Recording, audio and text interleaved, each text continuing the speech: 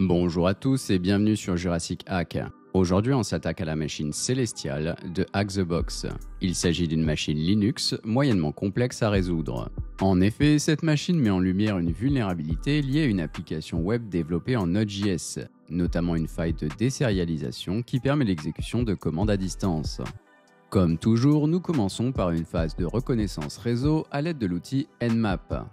Ici, le scan révèle que le port 3000 est ouvert avec un service HTTP tournant sur une application Node.js. Nous allons donc démarrer notre navigateur et activer notre proxy burp afin de capturer les requêtes envoyées vers le site web. Suite à cela, si l'on tente d'accéder au site, nous pouvons voir une erreur 404. Cependant, en actualisant la page, il est possible de voir une information différente. Ce comportement étant assez curieux, nous allons analyser celui-ci via burp.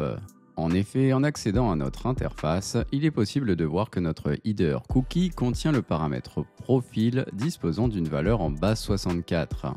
Nous allons donc envoyer notre requête dans Repeater afin de pousser notre analyse. Dans le cas présent, si l'on réexécute la requête, nous obtenons bien le même résultat que sur notre navigateur. Suite à cela, nous allons analyser le contenu de la valeur profil. Notez que si l'on sélectionne celle-ci, Burp va automatiquement décoder la valeur dans le panneau droit de l'interface. Dans le cas présent, nous allons tenter de jouer avec les paramètres du cookie afin de voir si la réponse du serveur diffère en conséquence. Ici, nous allons changer la valeur de num avec une chaîne de caractères. Par la suite, nous allons appliquer les changements et renvoyer la requête.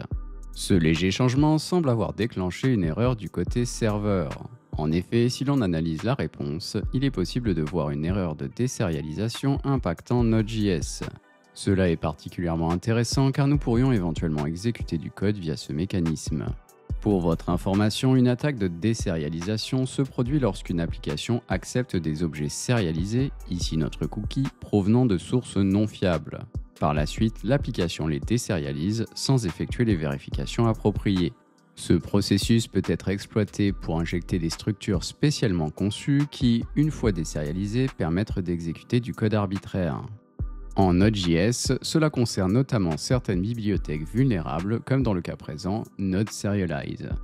Si un attaquant réussit à injecter du code malveillant dans un objet sérialisé et que cet objet est désérialisé de manière non sécurisée, il peut obtenir l'exécution de commandes sur le serveur. Afin de tester notre théorie, nous allons commencer par retourner sur notre terminal et mettre en écoute le port 4444. Par la suite, nous allons retourner sur Burp et insérer un reverse shell Node.js sérialisé à l'intérieur du champ username de notre cookie. Notez qu'il existe de nombreuses sources sur Internet vous permettant de trouver des reverse shell Node.js. Une fois cette opération terminée, nous allons envoyer notre requête vers le serveur. Si tout se déroule correctement, nous devrions obtenir un shell sur la machine. Une fois celui-ci obtenu, nous allons faire usage de Python afin d'obtenir un TTY interactif. Il ne nous reste plus qu'à venir lire le flag utilisateur. Pour ce qui est de l'escalade de privilèges, à l'aide de la commande id, nous pouvons voir que nous faisons partie du groupe ADM. Sous Linux, le groupe ADM permet aux utilisateurs de lire les journaux, principalement situés dans le répertoire /var/log.